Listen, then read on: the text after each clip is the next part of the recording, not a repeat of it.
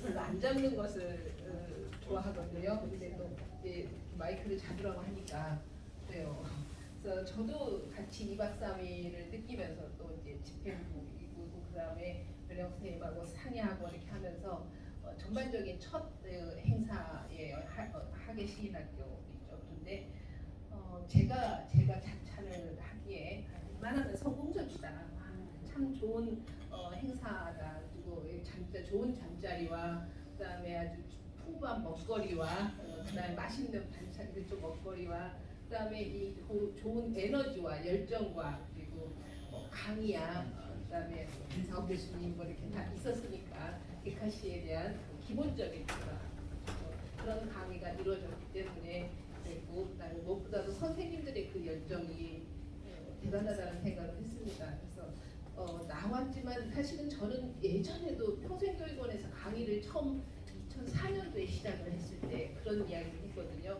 시는 그러니까 돈 들어가지 않는 연금이다, 연금 보험이다 그런 얘기를 하면서 이제 노후에 우리가 문학을 하는 일 말고는 사실은 외롭지 않을 수 있는 방법은 없다. 문학을 하게 되면 덜 외로울 것이다. 그때만 해도 이제 지금이야 뭐 정신건강이면 뭐 치매면 뭐 여러 가지가 있지만 그때만 생각할 때는 사실은 이제 외롭지 않은 노후에 외롭지 않은 덜 외로울 방법을 생각한다면 문학을 하는 일이다. 그것만으로도 문학의 역할은 시의 역할은 굉장히 중요하다. 이런 이야기를 했었는데요.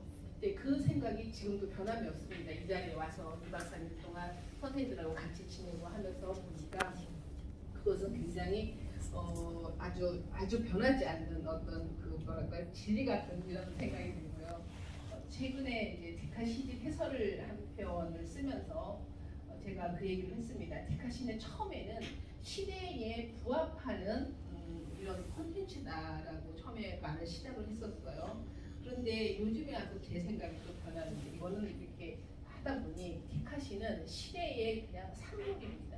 시대에 나올 수밖에 없는 여러 가지 발명품이라든가 뭐 혁명이라든가 이런 것들을 수반하는 동반한 사실은 이 시대의 산물일 수밖에 없다라는 이런 결론이 생기더라고요. 그래서 어떤 시대가 변해가는데 그 시대의 변화에 맞게 그리고 나의 삶과 그것이 연결된 어떤 일을 한다라는 것은 굉장히 삶에서 그보다 사실은 더 중요한 일이 없죠. 그래서 디카시를 쓰신다는 일은 사실은 그 시대의 변화에 맞추어서 가고 있고 그 디카시를 씀으로써 변해가는 시대에서 사실은 내가 적응하지 못하는 것에 대한 어떤 불안감, 소외감 이런 것들도 상당히 소외될 것이고 먼저 해소될 것이고요.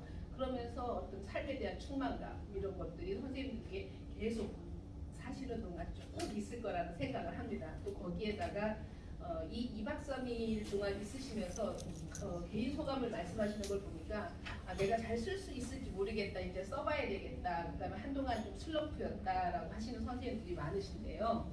어디에나 다 있습니다. 근데 놓지만 마시고 그다음에 어떻게 하시냐면 계속 그냥 다른 것들을 읽으세요.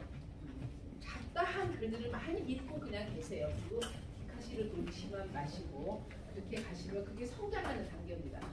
디카시가 나한테 지금 어려워졌어, 그다음 좀 시들해졌어라고 할 때는 그게 지금 성장하는 과정입니다. 그래서 그 과정이 지나면 좀 더 다른 인식이 생기고 그래서 사유도 다른 표현하는 방식이든 간에 달라지게 됩니다.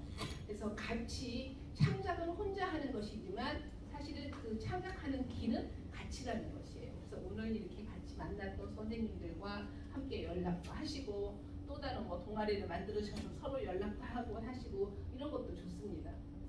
저도 이제 좋은 디카시를 쓰기 위한 것으로서 열심히 저도 앞에서 공부하고 또 이제 같이 선생님들하고 공부하고 이렇게 해나가도록 하겠습니다.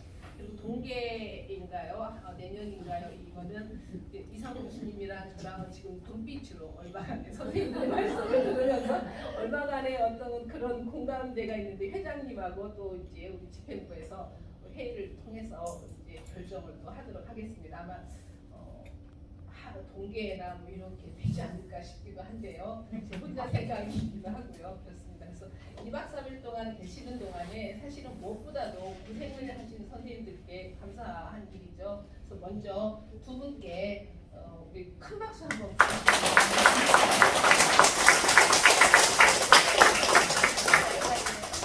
와서 보니까 저도 문학 행사나 이런 데 굉장히 많이 다녔지만 실은 이렇게 안 그러면 처음에 식당을 잡을 때 길 건너서 콩나물집, 해장국집을 잡아야 되나 전화 통화하면서 막 그랬었습니다. 그래서 그러면 이 군의 식당에서 계속 해결할 수 있는 방법을 어떻게 할 수 없을까 한번 알아보면 어떨까라고 했어요. 그런 것을 이제 평생교육원원장님, 학과장님, 또 정규 교수님 다 연결해서 숙식과를 한 건물에서 우리가 이렇게 쾌적하게 그다음에 할 수 있었습니다. 그래서 또 평생교육원 원장님께도